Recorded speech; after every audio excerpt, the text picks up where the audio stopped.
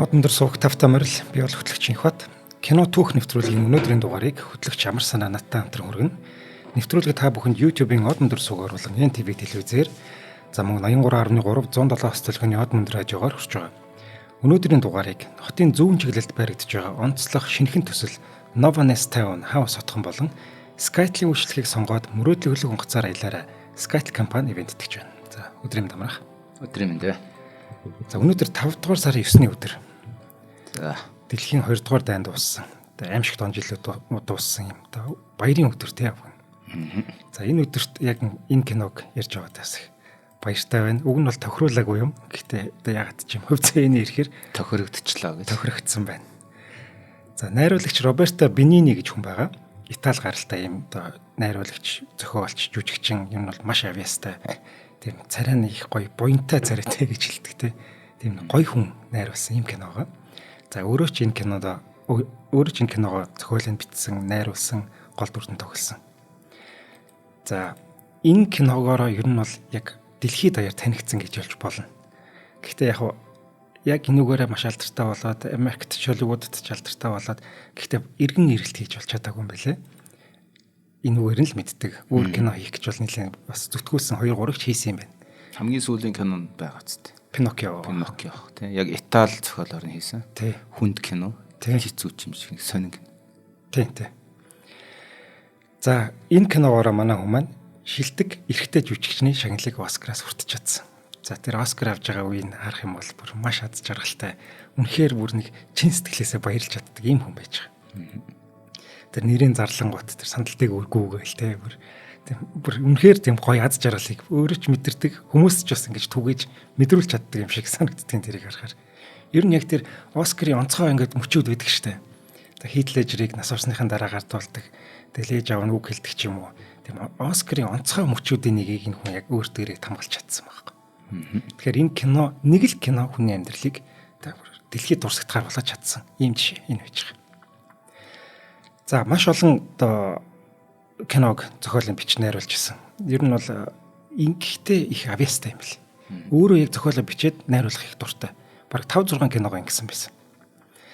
За анх энэ киног хийнэ гээд за Холокостын тухай тийм инээдмийн кино хийнэ гэхэд найзууд нь бүр эрс эсэргүүцээд чи ийм хийж болохгүй гэж болохгүй гэж зөвлөж исэн юм бэл. Чи өөрөө нэгт еврей гаралтай биш. Итали хүн байж байдаг. За тэгээд хэрвээ чи ингээд ийм инээдмийн кино хийчих юм бол тэнд ингээд зовж шаналж байсан тэр еврей гаралтай хүмүүс дургуутснаа. Тэг чиний нэр хүнд арай гэж босгосон юм чинь байхгүй болно гэж таа. Тэдний зовлонгоор чи жаргал юм уу те амбиц юм уу нэр хүнд болох гэж байгаа юм шиг болчлоо гэж үзэн шүү дээ. Тийм бараг л тийм. Тэг чи инээдмийн киноны жүжигчин манай хүн чинь бол бүр багасаа л инээдмийн киногоор дагнсан юм хүн байж байгаа шүү дээ. Тэгээд Холокостын тухай ийм инээдмийн кино байж болохгүй гэж хэлж ирсэн. Энд яг инээдмийн кино биш шүү дээ болно. Гэтэл инээдмийн чиглэлээр хийсэн кино шүү дээ. Яг энэ комеди гэж авч үзэл биш шүү дээ. Яг тэгж авч үзэх юм бол биш л дээ. Инээдмийн элементүүдийг оруулж өгсөн юм кино гэж хэл.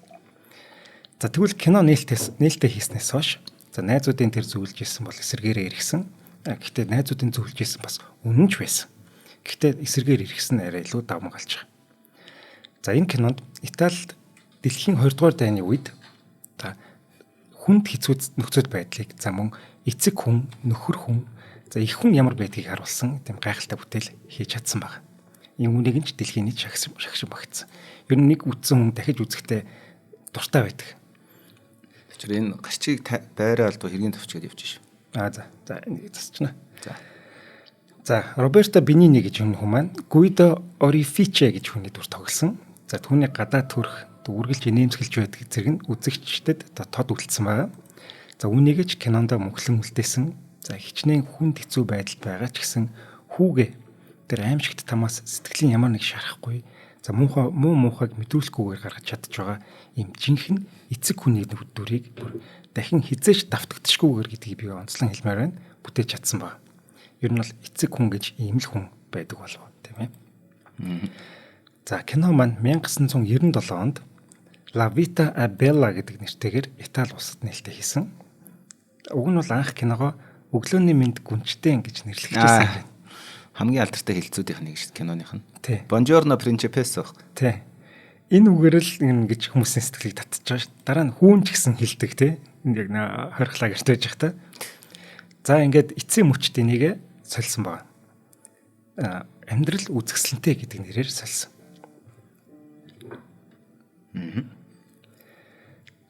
За энэ яагаад амьдрал үзэсгэлэнтэй гэж нэрлсэн бэ гэвэл Лев Троцкий та маш сайн мэдж байгаа. Лев Троцкий үхэхээ өмнө Мексикт цөллөгт байхдаа Сталины алуурчд ирж байгааг мэдээд тэгээ нэг гэрээсэл бичсэн юм байна. Энэ дээрээ одоо эхнэрээ харж агаад энэ үгийг бичсэн гэдэг. Амьдрал үзэсгэлэнтэй. За ирээдүйн үе минь муухай бүхнээс чөлөөлөгдөх болтугай гэж бичжүүлдээсэн юм байна. За энээс нь санаа аваад амьдрал үзэсгэлэнтэй гэж нэрлсэн байна.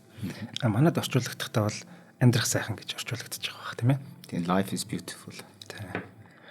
За амьдрах сайхан мөн л дөө энэ чинь мөн тийм. нөгөө нэг хэлний ялгаа байхгүй.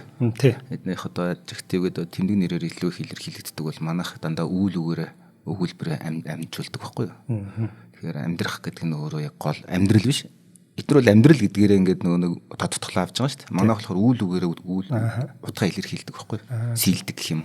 Эдгээр чинь болохоор тэмдэг нэрээ дөө бүр одоо утгаа сийлээд байгаа шүү дээ. Монгол хэлний ялгаа нь болохоор үйл үгээрээ сийлдэг байхгүй. Тийм учраас байсан байгаа байдаг байхгүй юу гэж хэлж байгаа шүү дээ. За гол дүр тоглосон эмэгтэй нь одоо манай хиний Роберто Бенинигийн жинхэнэ эхнэр нөгөө Николета Брасчи гэдэг. Тэгээ биний буруу уншиж магадгүй. Итали хэл болохоор би сайн мэдэхгүй байна. За бас л 20 гаруй кинонд тоглосон тийм эмэгтэй юм байна. Жүжигчин. За үнэхээр үзэсгэлэнтэй бүсгүй. Тэр анх гарч ирж байхад ямар гоё ингээд яг тийм гоё эхнэр вэ гэж харж исэн. Манай Робертог яаж тоосон болоо гэмээр. За тэгээд ер нь бол хараад хаад манай хүн инээлгсээр байгаа л авч суусан болоо гэж тавгалж байна. Николета Браски юу тий. Чи гэж хэлэхгүй нь Итали хэлэнд chemical chemistry гэдэг шүү дээ. Латин гаралтай гэж үзэж байгаа учраас ски гэж хэлдэг. За Николета Браски юм байна. Тийм. За хүүд тоглодог жүжигчнийг бол бүгдээрээ сайн мэдж байгаа. Хөөрхөн хүүхэдтэй. За энэ хүүг болохоор Жоржио Кантарини гэдэг юм байна. За түүний бүтээсэн анхны дүр нь энэ кино байсан байна. Тэгэхээр анхны кино нь ийм лаг гэж бүр маш мундаг тоглосон гэж бодохоор их авьяастай хүүхэд байж. За 3 жилийн дараа түүний 2 дахь кино нь юу байсан гэхээр Гладиатор кино байсан. Гладиатор кинон дээр Максимусын хүүгийн дүрийг бүтээсэн байгаа. Харин тийм гэсэн. Тий. За энэ залуу одоо хүртэл жүжигчнээр ажиллаж байгаа. За ер нь бол Италид л байдаг юм шиг байна. За манай кинон дээр одоо анхны дүрэнтэй. Одоо царийг нь харсан ч шал өөр юм лээ. Нэг багын төрх мөрх гэдэг нэг байдаг да тийм ерөөсөөр төвч байхгүй.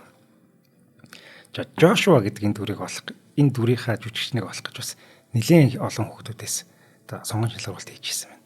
За мэдээж манай хүүхд ирээд одоо шалгаруулалтын дээр алж чадсан байж таарах нь. Харвас өөрлөлтөө. Тий.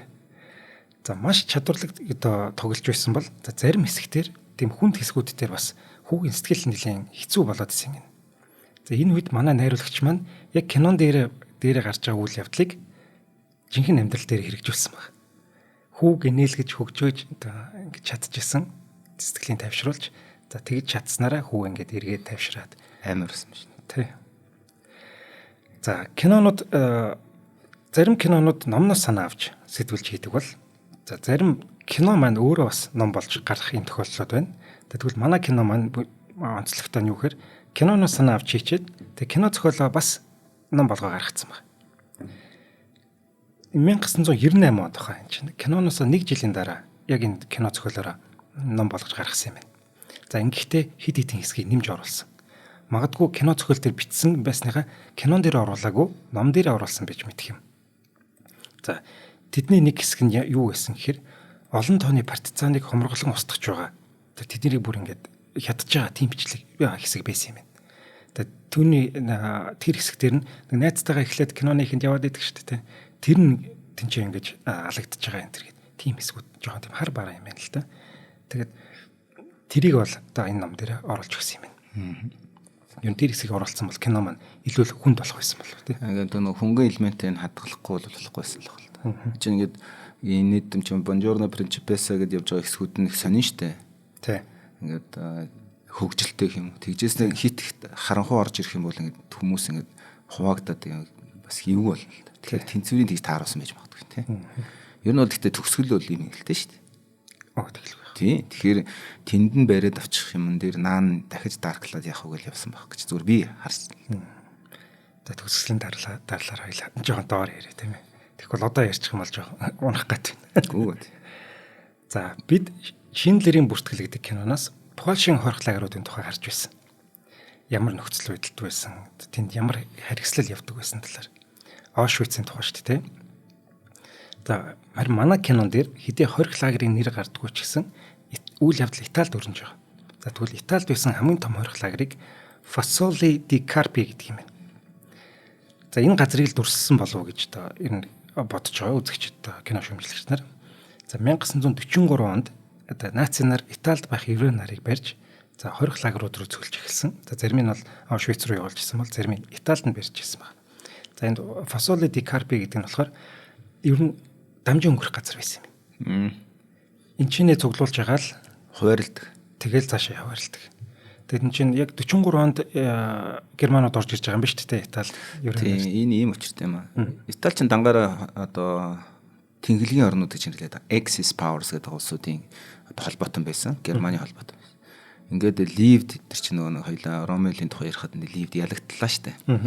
Тэгээд ялагдаад одоо хойд Африк тэр чигээр холбоотнуудын гарт оронгууд ямар ч үсэн гэсэн 2 дугаар фронтын нэг ихний ажиллагаа юу гэхээр Италиг ер нь бол олон газар судалж байгаа Грек ч гэж үзсэн тий. Тэгээд Италиг одоо үгүй Итали дээр цохилдог гэж шийдсэн байна. Италийн одоо сектор сул юм байна.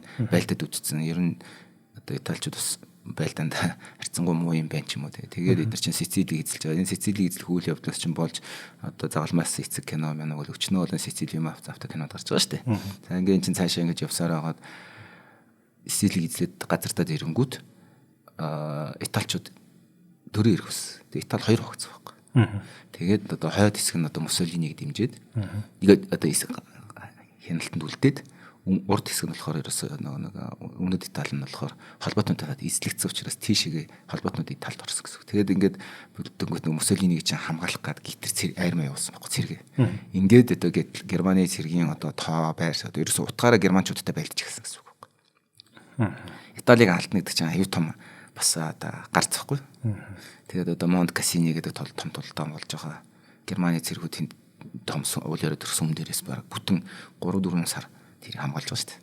Тэгээд ингээ тэр чиг Ром руу орох үүд нөхгүй. Гэх мэт. Тэгэл ер нь орж ирэнгүүтээ еврей нэрээ барьдаг ажиллаа хийгээл гэсэн. Үгүй яг өмнө нь арай сул байсан зүйл дээр л одоо илүү хэрэгжиж эхэлж байгаа юм да. Мэдээж хэрэг одоо холбоотны утгаараа Германы одоо тодорхой анги нэгжүүд байсан. Гэхдээ тийм их германчууд байгаагүй. Италичууд нэг их байж байгаа. Тэгээ сүүлдээ тэгээ германууд руу шилжиж байгаа. Тийм. Манай хорих лагерууд чинь бол Итали хүн баг байхгүй гэж таргалцагч. Тийм. Дандаа германууд байж байгаа. Германууд Италиуд байсан байж болох бах тухайн үеийнхаа юугаараа түүхээр. Гэхдээ зүгээр энэ кино чинь Итали хүн шүү дээ. Тэгээ би Италиудаа гарахгүйгээд илүү герман суурьтай одоо хорих лагераа барьсан байх боломжтой л гэж хараад байгаа. Тийм. Тэгээд яг герман бас харгалцагч байвал нөгөө хэд германаар яриад. Тийм. Илүү хурц харагдчих. Жошуа ч юу яач нь л та. Ойлгоч л та. Юу болоод байгааг тийм. За гэхдээ манай кино маань бол ер нь яг тэ хорих лагерын тухай кино бол биш байгаа тийм. Ер нь бол тухайн үеийн хүн хэцүү нөхцөл байдлыг одоо цухас дуртаад хүмүүст юу ойлгуулад Италид ч гэсэн ийм зүйлс болж ирсэн шүү гэдгийг дэлхийн нийтэд ингэж одоо мэдүүлчихэд за ер нь бол киноны гол санаа нь болохоор эцэг хүмүүнтэй хайрын тухай ийм кино болов гэж харагддаг. Нөхөр хүн ямар байх хэвээр гэдэг. За кино зохиолчор Винченцо Керами. За Черами гэж унших юм. Керами. CE-тэй юм байна л да. Керами гэх баг. За Керами болон Роберто Черами гэж унших. Черами юу. За Роберто Бенининаар хамтран ажилласан байгаа. За энэ киноны санаагаа Рубино Ромео Салмони гэдэг хүний за In the End I Beat Hitler буюу төгсгөлд нь би Гитлерийг ялсан гэдэг нэртэй. Одоо номдо санаа авсан. Бүр номны нэр нь бол бүр маш гоё ном нэр байж байгаа. За тэр нь бол явж Гитлерийг яллаа гэсэн үг шүү дээ. Тийм. За Италид Хитлерийн нөлөө одоо олон мянган нөлөөгөөр олон мянган еврей нарыг барьж байхад Салмони гэж энэ хүн маань 1944 он хүртэл баригдалгүй зугтж чадчихсан байна. За харин 44 онд бүр яалтчгүй баригдаад шууд Аушвиц руу ачигдсан юм. За тэндээ бүр баг үлсэж өгөх шахсан гэдэг тэр ном дээр бол бүр ингээд хүнд хэцүү бүгдийг бичсэн юм байна. За харин тэнд байхдаа би Соломоны биш зүгээр нэг дугаар байлаа гэж дурссан байна. Тэнд чинь өмсгөл дээр нэг дугаар биччихдэг. Өчигдөр Соломоны наашир гэж хэлэхгүй шүү дээ. Дугаар тэд наашир л гэж хэлж байгаа тийм. За судлагдсанаасаа хойш харин тэрээр гэр бүлтэй болж 12 ач зээтэй болсон байна. За үүгээрээ штэ тэр Хитлерийн еврей нарыг устгах төлөвлөгөөг нурааж чадсан гэж өөрөөр бахархдаг юм байна. Шав хашигдаг юм байна тий. За ингэж бодоод би номоо Хитлерийг ялсан гэж нэрлсэн гэж хэлсэн юм байна. За Итали гаралтай хүн хорих лагерт хэрхэн амьдарч байсан тухай энэ номноос ингэж сэтгэлж хийж байгаа бол харин Гуйдо буюу манай гол дүр шүү дээ. Гол дүрийнхээ ямар хүн байх уу гэж дүрээ яаж бүтээх үү гэж бодож байгаад манай Роберто маань өөрийнхөө ааваас санаа авч хийсэн гинэ. За түүний аавыг Луижи гэдэг. За бас хэдий еврей ч гэсэн, еврей биш ч гэсэн хорих лагерт бас 2 жил гаруй хугацааг өнгөрүүлсэн юм байна. Бергэн гэдэг хорих лагерт байсан гэж уншсан да. За манай Луижи юу тий аав нь. За бас л үлсэж өгөх шахсан бас л хүнд хэцүү тийм маш хэцүү байж байгаа. За дайны яг тэр он жилүүд хэцүү он жилүүдтэй хүүхдүүдтэй шүн амгалан тавин унтуулахын тулд янз бүрийн арга хэрэгэлдэг байсан гинэ. За тэр нь манай энэ хиний Гуйдогийн хийгээд байгаа зүйлс байхгүй. Яг ийм л зүйлсийг хийж тэр хүүхдүүдэд орой болгон гэж амар тавин унтуулах унтуулж чаддаг байсан юм байна. За мэдээж тэдний хөгжөөж тайвшруулдаг байсан. За байсан аавынхаа чанарыг өөрөө шингээгээд авцсан байж байгаа шүү дээ. Тэгэхээр жүжиглэхэд бас нэлээд дөхөн байсан болов манай хүнд. За Гуйда өөрийн хүүгээ хэрхэн тайвшруулж юунаас ч айлгүй амар тавин байлгаж чадж байгаа нь найруулагчийн аваас улбаатай энэ байна гэж нэгэн шүүмжлэгч бичсэн байна. За хоёул хамтран ажиллагчаа танилцуулаад цаашаа хөрвүүлчихлээ. За өнөөдрийн дугаарыг маань хотын зүүн чиглэлд баригдаж байгаа онцлог шинэхэн төсөл Novanes Town хаус хотхон оролцож байгаа. За гачууртын яг Монгол шилтгэний нааны гоё хаус хотхон баригдаж байгаа. Ер нь бол гэртээ хотод гэртээ тэгээд 100 лагертай байна гэд ер нь тийм тогтцоо байдаг шүү дээ. Ийм тогтцыг ер нь байхгүй болгож байгаа. Ийм төсөл гэж харж болохоор юм бэл. Яагаад тэгэхээр ийш явахаар төгжрөлгүй байхгүй. За багсаа байна л та. Гэхдээ яг хотын төв шиг төгжрэлтэй биш. Ер нь бол 20-30 минут дотор ирээд очих боломжтой гэдэг. За ингээд гачуурт бол хамгийн төгжрэлгүй бүс Novanes Town хотхны байрлах хар усан тохойн агаарын чанар сайн, хөлсний бохирдлгүй, за нэгтэршил буюу хит төвлөрөл байхгүй. Цэнгэг ус цэвэр агаарын сайханд амьдрах боломжтой. За шинэ суурьшлын бүс гэх мэт юм даваа талууд онцлогтой юм байна. За хотхны 1-р ээлжинд 24 оны 5-р сард баригдаж эхэлсэн бөгөөд жил хүрэхгүй хугацаанд бүрэн ашиглалтанд орсон гэж. Тэгэхээр энэ бол маш төлөвлөгөөтэй юу сайн байна гэсэн үг. Хэрэгжилт сайн байна гэсэн үг тийм ээ. За харин хотхны 2-р ээлжийн байрлал баригдаж эхэлж байгаа бөгөөд урьдчилан захиалга өгч буй захиалагчтай хамгийн хямд үн уян хатан төлбөрийн нөхцөлийг санал болгож байгаа. За урьдчилгаа төлбөртөө автомашин болон орон сууц оролцуулаад тооцоод үлдэгдэл төлбөрөө хувааж төлөх юм боломжтой байна. За хүүгүй компани хувь лизинг хийх боломжтой. За энд маш гоё нэг юм ногоон зээлд хамрагдах боломжтой юм бэл. За ногоон зээл чинь бол маш өндөр оюутай мөртлөө, хугацаатай мөртлөө бас юм ч өндөр юм билээ. Үнэлэг нь тэгээд хүүн баг байж байгаа тийм. Ер нь ипотекийн дараа орох хамгийн бага хүүтэй болов гэж санаад байна. За тус хотхон нь Баянзүрх хайрхны өвөрт хатан туулын хөвөнд цэвэр агаар цэнгэг усны ундраг болсон гачууртын хар усан тоо хэмээх газар сүндэрлэж байгаа. 100% засмал замаар холбогддог хотын төвөөс 16 км зайтай. За ийм гоё байшин байх нь байна. За борлуулалтын албатай холбогдохыг хүсвэл 72 тэг 6 тэг болон Facebook-ийн Novanes Town гэдэг пэйж байж байгаа. Эндээс дэлгэрэнгүй мэдээлэл авах боломжтой. За утсан дугаар нь дахиад хэлэхэд 72 тэг 6 тэг юм байна шүү. За өнөөдрийн дугаарыг Novanes Town-ыг бэлтгэлээ. За баярлалаа. За баярлалаа. Novanes Town та. За манай кинон дээр нэг чухал зүйл бас хөндөгдөж байгаа. Бид өмнө нь хорих лагеруудын харгалзагч нарыг ер нь бол аратнууд аимшигтай амьдтал гэж харж өссөн. Тэдний гэр бүлийг ер нь барагтаа харж байгаагүй байхгүй. Тэгтэл манай кинон дээр хүүхдүүд их харуулдаг. Тэр өстө сонин үзэгдэл надад болсон байхгүй. Яагаад хорих лагерт бага хүүхдүүдийг авчираад ингэ байгаад. Та нэг The Boy with the Striped Pajamas тэрэн дээр л би нэг мэдх юм байна. Тийм даргын хүүхдүүд өстэй тийм юу байгаад өөрхийн даргын хүүхд. Тийм хүчдэг. Тэгвэл манай кинон дээр бас тэрийг харуулж байгаа. Тэнгүүд энэ дээр би юу ажигласан байг вэ? Энэ харгалзагч нар ч гэсэн хүмүүсээ, эдгээр ч гэсэн амьдралтай. Хэдий та бүхэнд жоохон тэр еврей нарт ингэж муухай хандаад ингээд юм муухай зүйлс хийгээд байгаа боловч эдгээр ч гэсэн цаана амьдралтай, тушаал биелүүлж байгаа ийм бас хүмүүс юм а гэдгийг тэр хүүхдүүдийг харуулснараа бас жоохон ч гэсэн нэмгэлж те зөвлөж харуулах зорьсон болов уу гэж би бодоод байна. Тэр нь чи өөрөөсөө бас хоригдол болчихж байгаа байхгүй тэр хүмүүс чинь те. Тэгэхгүй тийм орчин гэр бүлээр ажил орчин нөхцөнд гэр бүл нь тийм нөхцөл байна гэдэг чинь бас л сайхан зүйл шүү дээ. Жишээлбэл би одоо нэг юм шоронгийн дарга байх юм бол тэгээ манай хүүхдүүд цуг өсвөл тэгээд ямар шуухан одоо нөхцөлд өсөж байна. Тийм шүү дээ. Орчинд ямар юмыг харж гэрчилж өрсөх нь хүртэл тус ялгаатай шүү дээ. Зүгээр байснаас. Тий. За, зохиолоо бичиж байхдаа Милан хотод байдаг еврей нарын бичиг баримтын архив гэх үү эрхлэх газар гэх үү тий. Архив. Тий. Энэ газартай хамтран нэлээд судалгаа хийсэн юм байна. За, бүх зүйлийг үнэн байлгахыг хүсэж байсан. Бодтой тий. Түүхэн. Тий. Чи яг Холокостын тухай кино биш ч гэсэн гарч байгаа зүйлс бүгд бодтой үнэн байх хэрэгтэй тий. За, ингээд мөн Роберто Бенини еврей гаралтай Италид түүхч Марсело Пиццетти гэж хүн болон Аушвицээс амьд гарч чадсан Шломо Венециа гэдэг хүмүүсийг олж аваад тэг зөвлөхөөр бас ажилласан юм байна. Ер нь л яг энэ эдгээр бол яг зөвлөж байгаа шүү дээ. Аушвицийн хүн бол тэг ингэж хоригдож байсан. Хүмүүсийг ингэж тамалдаг байсан. За танах дээр тамалд гарахгүй байна. Тэгвэл харилцагч нар ингэж харилцдаг байсан юм аа гэдэг. Нөгөө нэг өвгөнийг зогсож байгаад нэг эмхтэй харилцагч унаал өвгөн босгоод түшээл босгосон чинь амар муухай хардаг шүү дээ. Тэр мэрийг бол манай хүн л зөвлөсөн болов уу гэж бодож байна. За энэ киноны илэрхийлэх гэсэн зүйл нь Холокост байгаагүй. За энэ сая ярьчлаа тий. За мөн еврей гаралтай хүмүүсийг ч одоо дурсан санаж Италид ч гэсэн ийм бусармаг зүйл одоо болж байсан юм шүү гэдгийг харуулах гэж найруулагч маань зорьсон. Энэ юу штэ зөвхөн еврейчүүдийг гэдэг еврейчүүдийн бүлэг их том одоо жин эзэлжсэн болохоос биш одоо нацистийн Германы хориглагуудад еврей хүмүүсээс гадна одоо цыганууд тэгээд мэдээж улс төрийн хоригдлууд тухайн улсынхаа зөвхөн герман хүн ч байгаа бас. Тэгээд одоо дайны цэргийн хоригдлууд Орос морс гэл өөр партизан марцааны үйл ажиллагаанд оролцож байгаа олзлогдсон хүмүүс.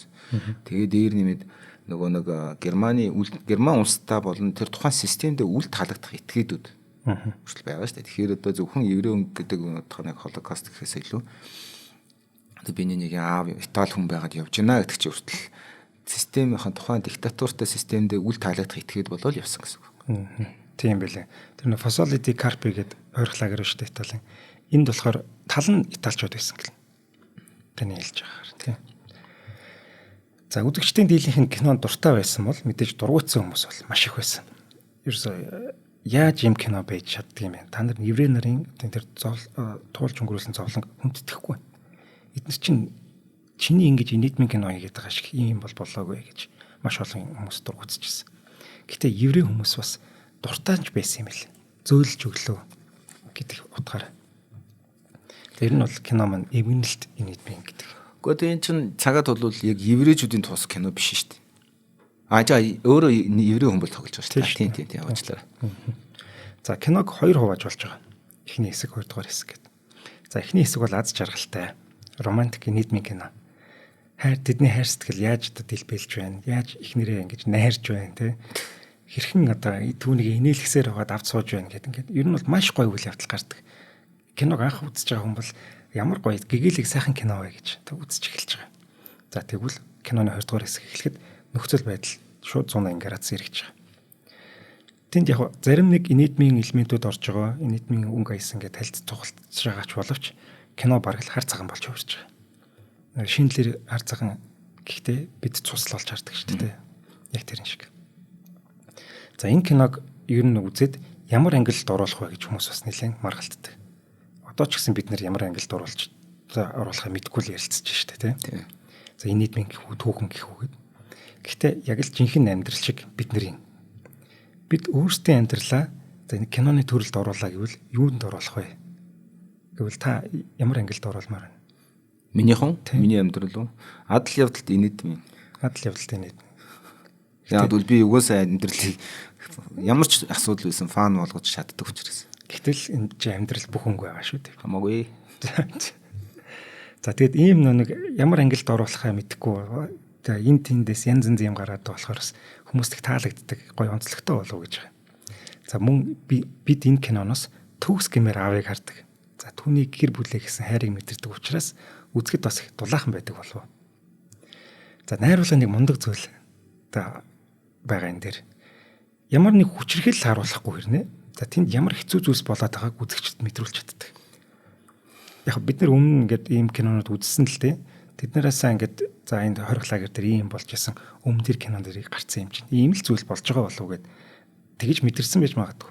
Гэхдээ найруулагч манд бидэнд хүн буудаж харуулахгүй байгаа хэрнээ тэнд аллах болоод байна. Хядлага яваад байна гэдгийг мэдрүүлж чаддаг.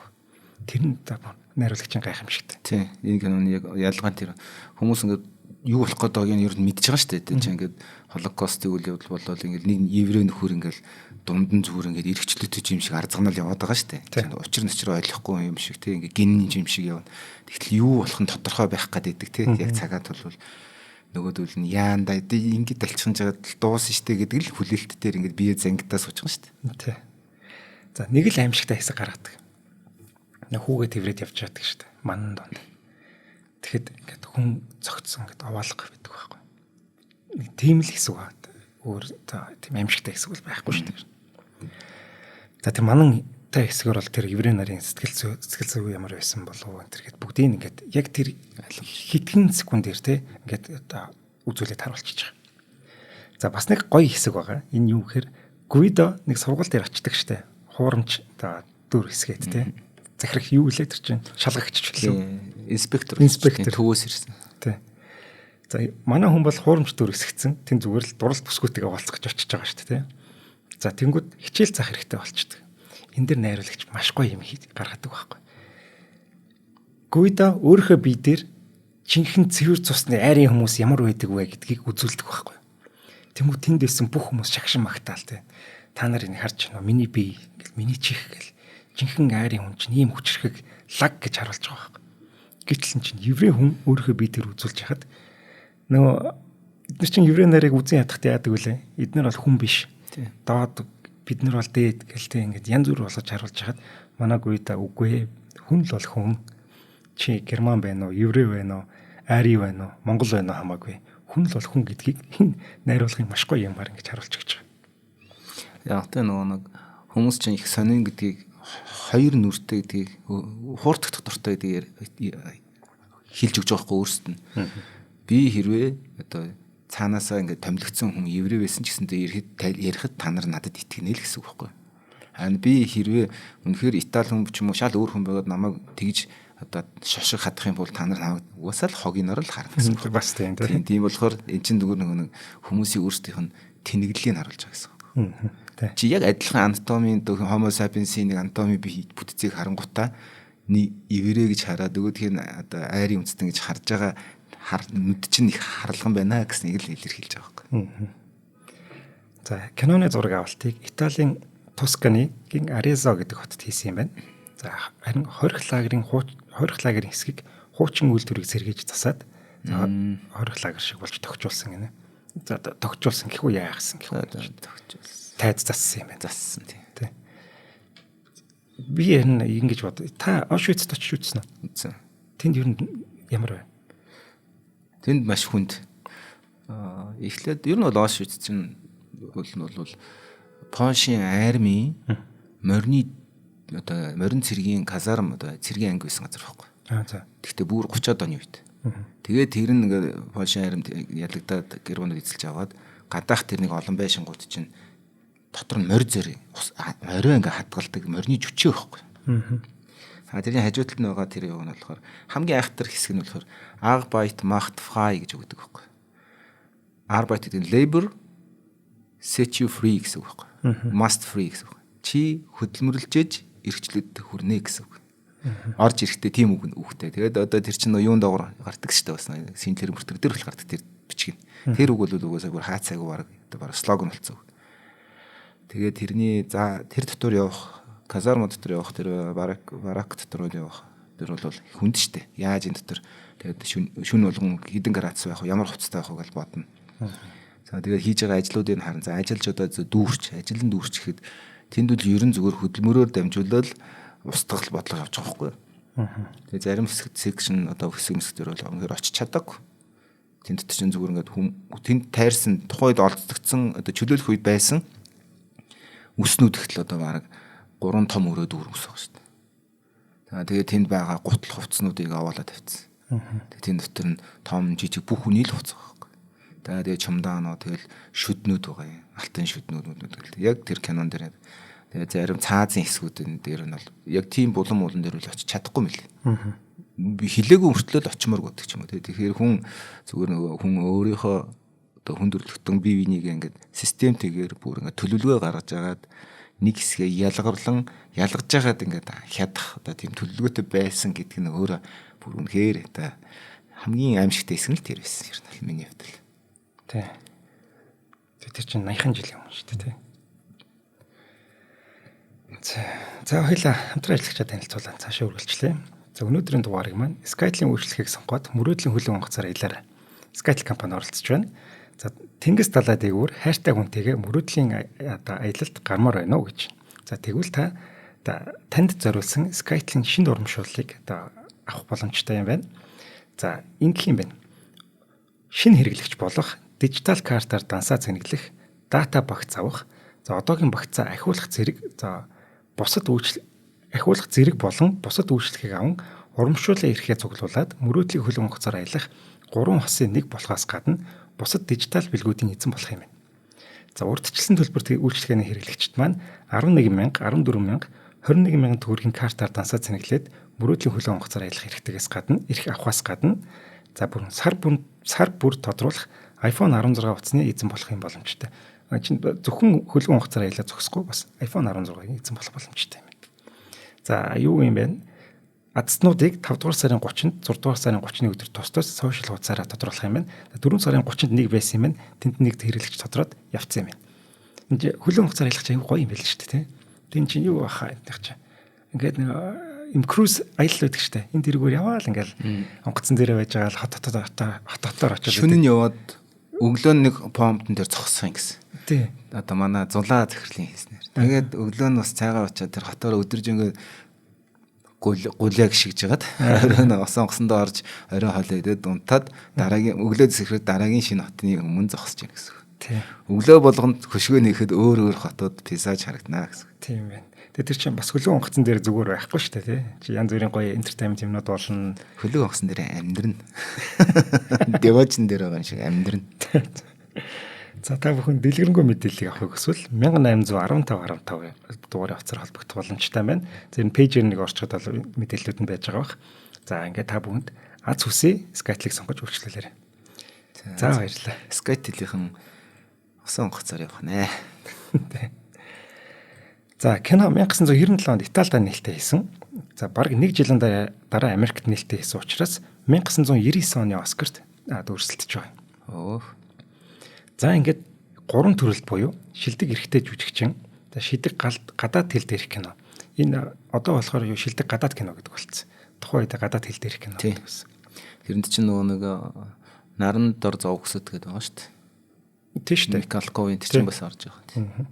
Тиймэрхүү кино гэдэг юм да. За тэгээд мөн шилдэг дуу гэх 3 шагналыг хүртсэн байна. За дуу бол авахаас аргагүй. Маш гоё дуунуудтай. За 2001 онд Италид зурагтаар гаргасан гинэ анх удаа. Бараг 16 сая хүн шууд үзсэн гэж байна. За энэ бол мэдээж рекорд байж байгаа.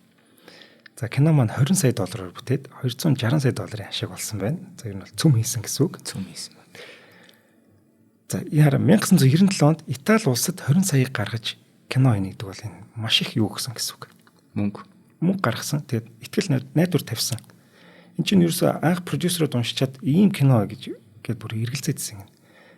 Уншичаад кино плотын сонсчоод. Тэгээд дараа нь зохиолоо бариад ирсэн чинь өө ёо хийлгүй яах вэ? Ингүүл өөрчтэй гэсэн шүү дээ. Хийлгүй байхтай Роберто минь гээд тэгээд мөнгө гаргаж өгсөн байхгүй. За манай хүн комедиан бас жүжигчнээс гадна комедиан бас шүүмжлэгч байж. За нэг шууд нэвтрүүлгийн үеэр pop ламыг доогөлчих гинэ. За ингээд тухайн үед нэлийн шууган тариад ч бүр нэлийн өмштэй өндөр аваад тийм. Яг хажууд нь Ватикан байж хат ч тийм. Тэрэн дээр ерөөсөө Ватиканд ойрхон байж ерөөсөө Италич чинь католик тэгэл хамгийн халуунаа тий. Халуунаас гадна бүрийг тэр асуудал тэр онцгой анхаарал, онцгой эмзэг. Зөв. За ингээд шууган тариад буу юм болоод пап ч гэсэн бас юм ботсон л байлгүй. За тэгсэн чинь манай кино нээлттэй хийгээд ер нь гээд маш хит болоод тахтана. Манай нөгөө нэг шоолсон пап маань өөрөө хэнийг Робертог дуудаад Ватиканд хамтдаа цуг энэ киног үзье гэж дуудсан баг. За ингээд кино мэдээж маш их таалагдсан. За энэ папын нэрийг болохоор 2-р Жон Пол гэдэг байсан юм байна. Йон Паул. Тэ. Йохан заа юу гэдэг л. Гойго нөгөө манай монголчууд нөгөө Йон Паул гэж яахан соц үеийнхэн яваад наа чинь одоо юу Жон байгаа шүү дээ. Пол байгаа шүү дээ. За энэ папын хамгийн дуртай 5 киноных нь нэг байж. За энэ хүн бол мэдээж дэвшсэн байж байгаа. Ер нь энэ Роберто энэ папуудтай нэлийн оролцолтойнтой байл. Ингэж доогдсон байна, кино үзсэн байна. Эний дараагийн пап нь ном бичсэн, тэрнийхээ нээлтэн дээр Робертог дуудаад үг хэлүүлсэн гэдэг ч юм уу тийм. 20-р Ян Паул гэдэг нь өөрөө бас их удаан байсан пап. Тэгээд Польш гаралтай пап гэл ингээд ер нь монголчууд хамгийн Монголын дурын хүнээс ямар одоо попыг хамгийн их сайн мэдэх вэ гэд нэрийг асуул баг 2-р Ян Паул гэж. Паул гэж хэлдэг байхгүй юу одоо. Тийм учиртай.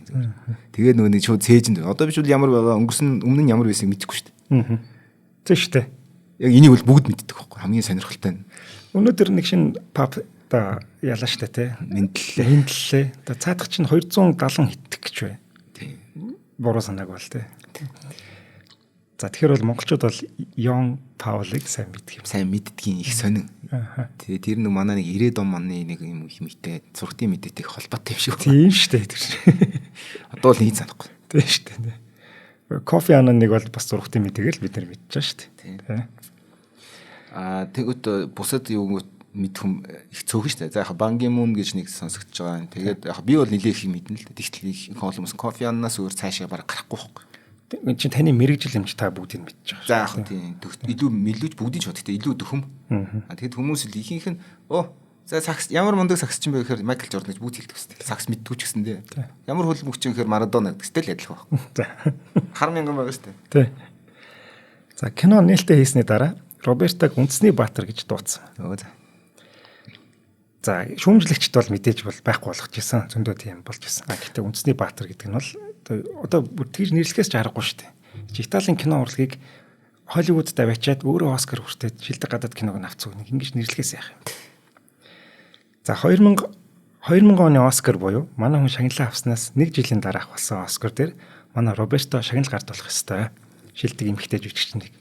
Ингээд Роберто гарч ирэхэд нь ард нь нөгөө Оскарын хөтлөгч Билли Кристал маш том эрийнхээний торт эрийнхээний тор тортой гарч ирсэн. Тэгдээс хөөцөлтгөлөө тий. Үгүй яах чаа гэсэн чинь өмнөх Оскар дээр Роберто чинь тэрүүгээр дивэд нислээ шүү дээ тий. Одоо ч хамааг нисвэрлэхгүй гүйлэхгүй тий. Ийм нэг хөгжилтэй үйл явдал болж исэн ба. За кинон дээр маань 3 эрхэм хүнд за 3 эрхэм зүйлтгчээ да хүндэтгэл үзүүлсэн хэсгүүд гардаг. Эхнийх нь Робертогийн найз Массимо Тройси гэж хүн ба. Эндээ одоо хүндэтгэл үзүүлсэн. За түүний найзаас гадна ажлын хамтрагч байсан юм байна. Юу гэдэг чинь эхнэрээ театр ч юм үзэж чаад эхнэрлөөгөө хараад над руу хар гээл харуулцдаг шүү дээ. Энэ хэсгэн тэр Тройси гэдэг найзынх нь өөр нэг кинон дэр хийдэг хэсэг юм байна. За ингээд энэ өнгөрснийхэн дараа ингэж аваалаа. За хоёр дахь нь болохоор Чарли Чаплинд хүндэтгэл үзүүлж байгаа. The Great Dictator гэх кино гэдэг шүү дээ. Агуу диктатор та юу гэдэг юм те. Өдөрдөгч. Өдөрдөгч хөө. Мөн диктатор. Агуу диктатор л юм да. Тэрэн дээр яг өмсдөг байсан хувцсыг өмсөж байгаа. Бас дугаар нэг адилхан гэнэ. Ингэж Чарли Чаплинд өөрийнхөө хайртай жүжигчинд хүндэтгэл үзүүлж байгаа юм байна. За гуравт нь болохоор Shawshank Redemption гэдэг кинонд. Shawshank дээр юугаар дуу тавьчихдаг штэ. Пяндан дээр дуу тавиад өрөөндөө цаашлаад суучдаг штэ. Тий. Яг тэрэн шиг манай хүн пянзаар дуу тоглуулад цаашаа юу хорхлаа гэлөө. Одоо цацдаг тий. Энийг ихнэр нь сонсдог гэдэг 3 юм дээр хүндэтгэл үзүүлж. Энэ за хүндэтгэл үзүүлсэн гадна тэр нэг хоригдлаагаас нэг пенс тавьдаг ээжээгээд орилдог хэсэг үүд шүү дээ. Чи тэр юу гэж боддог вэ? Яг тэр зүгээр зугаацаад байна гэж бодож байна. Үгүй шүү дээ. Тэр чинь бид нар байна. Их нэртэйгээ бид хоёр хамт байна гэдгийг мэдрүүлэх гэж л тэгж байгаа шүү дээ. Тэгээд чи хэрвээ энэ төвдийн ямар хүний итгэлээр амьдрэх байхгүй. Тий. итгэл нь байхгүй болчиход хүчдэг байхгүй юу. Тэгээд тэрийг сонсоод хараад тэр хүн амьд үлдэхийн төлөө ямар ч гэсэн явна штэ. Тий. Одоо чамаас 3 жил сургаад сонсохгүй 2 жил сурах сонсохгүй хоёр талд хоёр гэрүүл байж ятал ямар нэгэн байдлаар нөгөө хоёр маань амьд эдийг сонсч байгаа бол хүн дахиад 20 жил ч гэсэн байж чадах энэ эрч хүч итгэл төрдөг байхгүй.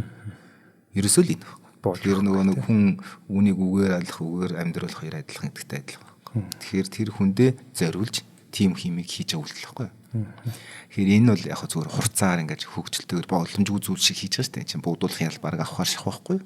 Тийм шүү дээ. Тэгтээ зүгээр иймэрхүү байдлаар би амьд гэдгийг мэдрэгдүүлэх үйлдэлүүдийг хошин хөрөнгийн одоо хоригдлууд хоёр талд байж магадгүй маш их одоо тийм хамгийн сайн хийж чадах хамгийн түрүүнд хийх ёстой зүйл гэж үздэг. Наадах нь фронтын цэргүүдэд загтал гэртний ирж гэрлүүг загтал явуул гэдэг ямар одоо цэргийн моральд нөлөөтэй байдаг вэ гэдэг нь хүртэл тийм учиртай байхгүй. Хүн ингээд ядраад ингээд ер нь үхий болол явна шүү дээ. Ер нь зайлмал гэл ингээл гунигтаад тэгтэл гэрээс нь цагт хүрээд ирэнгүүт би тэдний төлөө байгаа шүү дээ гэдэг бодол төрөөд тэр хүн ухрах зүхтах тухай бодохоо болж эхлэнэ гэсэн өнгө байхгүй ангийн. Тэрээс нэг фронтод бол тэгэл сайхан жаргаад байгаа юм бол байхгүй шүү дээ. Ер нь дайсан ч вэд манай талч ер нь л тийм ээ. Тий. За нэг ийм кино байна да амрах. Анх үзэж байхдаа та ямар сэтгэлтэй вэ? Би нэг 2000 онд үзчихсэн. Одоо Прокатаар. Тэгэд мэдээж хэрэг үзээд надад үнэхээр таалагдсан ойлгомжтой. Би хэд ч үзсэн, тухайн үедээ ч үзсэн, дараа нь Италид очиж үзсэн. Тэгэл ер нь бол би бас дараа нь Италид сурах боломж гараад энэ нөхцөл байдал, энэ киноны энэ vibe ер нь ямар байдгийг бас ингээд ойлгож байгаа. Илүү ингээд дотн болж эхэлж байгаа ч юм уу тий. Жишээлбэл одоо янз янз ч дэлхийн 2 дугаар дайны одоо энэ яргалалтай холбоотой үйл явдлууд зүйл холбоод улсын газар нутгад төр нэг өөр үзэгдэх кино, өөр дүрслэгддэг. Чех, Польш өдөр нэг өөр дүрслэгддэг. Югослави шиг өөр, Германдаа нэг өөр, тэгснэ Дани одоо Бэлэг, Голландуудын бас иймэрхүү кинонууд байдаг шүү дээ. Нөгөө нэг Book Thief, Mifel кино байдаг. Бэлгэл өөр ингээд мессежүүдээр ингээд байна харагддаг те. Италийн хэсэг үлэр их нартай байдаг те. Санаж байна. Яг бол Италич угаасаа нөгөө нар ихтэй. Гэвчлээ ингээд чаал өөр юм нэг юм юу гэж байгаа контраст гэж байгаа. Тэр бол ерөнхийдөө сеттинг ингээд жоохон бүүдгэр умар нутгууд шүү дээ. Тэгэл харанхууд, чийглэг ингээд юм гонхтэй угаасаа тийм ингээд байж дээ. Энэ тэртээ тэргүй хүсээсээ нар шарж байгаа. Тэгэхээр эн чин контраст харахад аюу хэцүү шүү дээ. Итали өргөж мантай саарл байхгүй тодорхой байхгүй. Тэгэхээр энэ хүн тэрийг ингээд улаан цэм тэгдэг давхар Италичууд манай Итали хизээ юм харанхуй байсан гэж зүгээр жишээ нь бодно шүү дээ. Тэгээ чи өөрөө зөндөө кино мэднэ Итали кинонууд тийм ээ. Парадисо, Синема албан гэл Итали кинод ихэнх гэрэлтэй байгаа шүү дээ. Зөвхөн хойд Итали Милан хавирвал Миланоос хойш л жоох юм бүрхүү үлдэх байхгүй уул руу шахаад ирэх. Тэгэхээр энэ хүн энэ үйл явдал ийм нэг юм хөнгөн vibe ийм нэг юм эрх чөлөөтэй юм шиг ямар нэг хариуцлага хүлээдгүй юм шиг тэг хөнгөн амьдрах гэдэг энэ нэг юм италичуудын өөрсдийнх нь юу байхгүй хөдөлгөөр байхгүй. Наазах нь өглөө 8 цагт ажилдаа явчихад өдрийн хоол идчихээд дахиад 3 4 цаг унтчихад ажилдаа явдаг шүү дээ. Нэрээ. Тэгэхээр энэ чинь нэг юм амьдралыг юм хөнгөн хүлээж авч шүү дээ. Угаасаа арт түмнэ нөр. Энд нэг цагаад бол Италийн ингээд альва италичуудын альва хүнд хэцүү асуудалд яаж ингэж хандж байгаа хандлага байхгүй. Ууралж мурлал ингэж дэвсээд тахаар ингэж байгаа зү. Чи за итачтэй. Ваа яагаад гэвэл энэ чинь айгүй бол асуулт шүү дээ. Жишээ нь.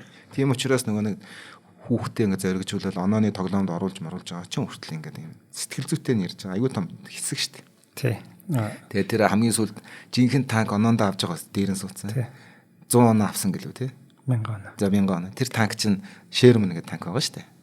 За Марк 3 ч лээ билээ. Гэхдээ энэ кинон дээр яг тэр хэсэг дээр гарч байгаа нэг ая явдгийг андуураагүй бол нөгөө нэг I'm in Heaven гэдэг дуу Америкт тавиад явчихдаг шүү дээ. Тийм үү.